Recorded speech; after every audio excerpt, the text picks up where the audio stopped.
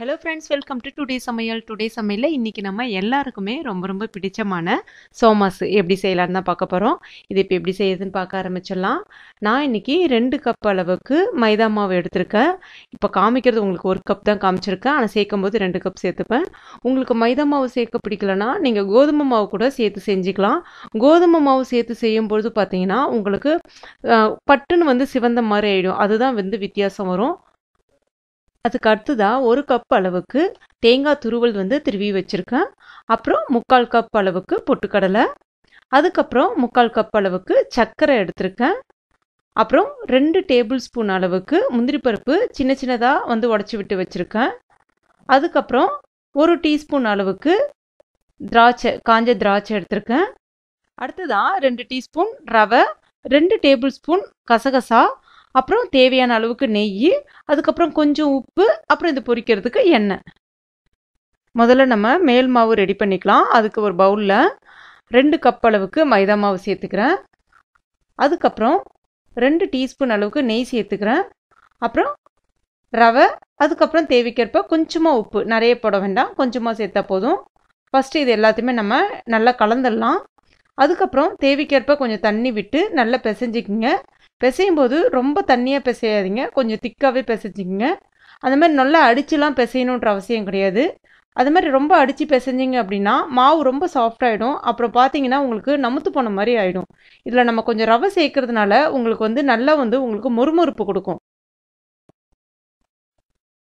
இப்போ மாவு ரெடி ஆயிடுச்சு. இதுக்கு மேலே கொஞ்சமாக நம்ம நெய்யை தடவிட்டு இப்போ இது ஒரு 10 நிமிஷம் ஊறட்டும். அதுக்குள்ளே நம்ம உள்ளே வைக்கக்கூடிய பூர்ணத்தை ரெடி பண்ணிக்கலாம். முதல்ல ஒரு மிக்சி ஜாரில் நம்ம பொட்டுக்கடலையை பவுடர் பண்ணிக்கலாம். பவுடர் வந்து ரொம்ப ஃபைன் பவுடராக இல்லாமல் கொஞ்சம் நொறுநொறுப்பாக இருந்தால் நல்லாயிருக்கும். அதுக்கு அடுத்ததாக அதே மிக்சி ஜார்லேயே சர்க்கரையும் அந்த மாதிரி நம்ம பவுடர் பண்ணிக்கலாம். அடுத்ததாக ஒரு பேனில் ஒரு 1/2 டீஸ்பூன் அளவுக்கு நெய் சேர்த்துக்கலாம். நெய் நல்லா காஞ்ச பிறகு முந்திரி பருப்பு நம்ம ஏற்கனவே ரெடி பண்ணி வச்சுருக்க அந்த முந்திரி பருப்பு, அதுக்கப்புறம் அந்த காஞ்ச திராட்சை, அப்புறம் கசகசா எல்லாத்தையும் சேர்த்துக்கலாம். ஸ்டவ்வை மீடியம் ஃப்ளேமில் வச்சுருங்க. இது எல்லாமே நல்லா கொஞ்சம் சிவந்து வரணும். இப்போ பார்த்தீங்கன்னா அந்த திராட்சை இது எல்லாமே நல்லா உங்களுக்கு உப்பி வந்திருக்கு. இந்த ஸ்டேஜில் நம்ம இதை வந்து எடுத்து ஆற வச்சிடலாம். அதுக்கு அடுத்ததாக அதே பேனில் இன்னும் கொஞ்சம் நெய் சேர்த்துக்கலாம்.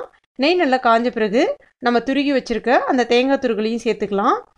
தேங்காய் துருகள் ரொம்ப கருகிடக்கூடாது, மிதமான தீயில் வச்சு வறுக்க ஆரம்பிங்க. அந்த மாதிரி அதில் இருக்கக்கூடிய அந்த ஈர சலசலப்பு எல்லாமே அடங்கணும். அடங்கின பிறகு பார்த்திங்கன்னா தேங்காய் நல்லா உங்களுக்கு இந்த மாதிரி உதிரியாக வரும். இப்போ நம்ம இதை வந்து ஆஃப் பண்ணிவிட்டு இதை ஆற வச்சுக்கலாம். அடுத்ததாக ஒரு க்ளீன் பவுல் ஒன்று எடுத்துக்கலாம். நம்ம ஏற்கனவே ரெடி பண்ணி வச்சுருக்க எல்லா பொருட்களையுமே ஒன்று ஒன்றா சேர்த்துக்கலாம். முதல்ல தேங்காய், அதுக்கப்புறம் பொட்டுக்கடலை பொடி, அப்புறமா அந்த வறுத்து வச்சுருக்க அந்த முந்திரி எல்லாமே சேர்த்துக்கலாம். அதுக்கப்புறம் சர்க்கரை, கொஞ்சமாக ஏலக்காய் பொடி எல்லாத்தையும் சேர்த்துட்டு நல்லா கலந்து விட்டுடலாம். இது எல்லாமே ஆறி இருக்கணும். ஆறின பிறகு சேர்த்திங்கன்னா உங்களுக்கு அந்த பிசுபிசுப்பு இல்லாமல் இந்த மாதிரி நல்லா வந்து உதிரியாக இருக்கும். இப்போ இதுவும் ரெடி ஆகிடுச்சு. நம்ம எடுத்து எட்ட வச்சிடலாம். இப்போ மாவு பார்த்தீங்கன்னா உங்களுக்கு இந்த பதத்தில் இருக்குது. ரொம்ப அடிச்சுலாம் பிசையாதீங்க. நார்மலாக ஒரு 5 தடவை 6 தடவை இந்த மாதிரி நல்லா குத்தி விட்டு பிசைஞ்சிக்கிங்க போதும். ரொம்ப அடித்து பிசைஞ்சிங்கன்னா மாவு ரொம்ப சாஃப்டாகிடும். சாஃப்டாகிடுச்சுன்னா உங்களுக்கு அந்த மொறுமொறுப்பு போயிடும். நம்ம இதில் ரவை சேர்த்துருக்கிறதுனால உங்களுக்கு நல்லா ஒரு 10 நாள் ஆனாலும் அந்த மொறுமொறுப்பு அப்படியே இருக்கும். இப்போ மாவு வந்து கொஞ்சம் பூசாமையே நீங்கள் ஸ்ட்ரெயிட்டாகவே இந்த மாதிரி உருட்டிக்கலாம். நான் கொஞ்சமாக மாவு எடுத்து உருட்டுறேன், ஏன்னா அப்போ தான் நல்லா உங்களுக்கு தின்னாக வரும். அந்த மாவு இந்த மாதிரி நீங்கள் தட்டி விட்டுக்கலாம். ஏன்னா மாவு சேர்த்தோன்னா எண்ணெய் வந்து கருப்பாயிடுன்றதுக்காக நிறைய பேர் சேர்க்க மாட்டாங்க. ஆனால் அதே சமயத்தில் மாவு சேர்க்காமல் உருட்டும் போது பார்த்தீங்கன்னா தின்னாக ரொம்ப மெலுசாக இருக்காது, அதுக்காக தான். இப்போ இந்த மாதிரி வந்து நம்ம சோமாஸ் அச்சில் போட்டுட்டு சைடில் கொஞ்சமாக தண்ணி தடவிக்கலாம். அப்போ தான் உங்களுக்கு நல்லா ஒட்டும். அது இல்லைனா வந்து பிரிஞ்சு வந்துடும். எண்ணெயில் ஃபுல்லாக அந்த உள்ளே இருக்கிற ஸ்டஃபிங் எல்லாமே இறங்கிடும். இப்போ கொஞ்சம் நிறையவே சேர்த்துக்கலாம். ஒரு 2 டீஸ்பூன் அளவுக்கு நான் சேர்க்குறேன். சேர்த்துட்டு இப்போ நம்ம இதை மூடிட்டு சைடில் இருக்கக்கூடிய அந்த மாவு எல்லாத்தையுமே எடுத்துடலாம். இப்போ பார்த்தீங்கன்னா சோமாஸ் அச்சிலேருந்து அழகாக எடுக்க வருது. அருமையான சோமாஸ் இப்போ ரெடி ஆகிடுச்சு. இப்போ இது எட்ட வச்சிடலாம். அடுத்ததாக இதே மாதிரியே நம்ம மாவை திரட்டிட்டு உள்ள ஸ்டஃபிங் வச்சுட்டு சைடில் ஓரங்களில், அதாவது ஸ்டஃபிங் வைக்கும்போது ஈரத்தை தண்ணி தொட்டுட்டு சைடில் இந்த மாதிரி அமுக்கி விட்டுருங்க. அதுக்கப்புறமா இந்த மாதிரி உள்ளே சுருட்டி விடுங்க. சுருட்டி விட்டிங்கன்னா கையால் ரெடி ஆகிடும். அதுக்கடுத்ததாக இந்த மாதிரி அச்சே வந்து வெளியில் விற்கிது, அதை கூட நீங்கள் வாங்கிக்கலாம். இதுதான் பழைய காலத்து சோமாஸ் அச்சுன்னே சொல்லுவாங்க.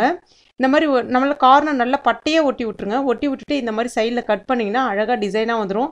இது ரொம்ப சிம்பிளாக முடிஞ்சிடும். எப்பயுமே நான் இந்த மெத்தடில் தான் போடுவேன். இப்போ இந்த மெத்தட்லேயே உங்களுக்கு நான் எண்ணெய் சட்டிலையும் போட்டு காட்டுறேன் பாருங்கள். இப்போ இது நம்ம எண்ணெயில் விட ஆரம்பிச்சிடலாம். எண்ணெய் வந்து மிதமான சூட்டில் தான் இருக்கணும். ஸ்டவ்வும் வந்து மிதமான தீயில தான் இருக்கணும். ஏன்னா எண்ணெய் வந்து ரொம்ப ஹாட்டில் இருந்துச்சுன்னா உடனே அந்த பட்டுன்னு வந்து உங்களுக்கு மேலே வந்து சிவந்து போயிடும்.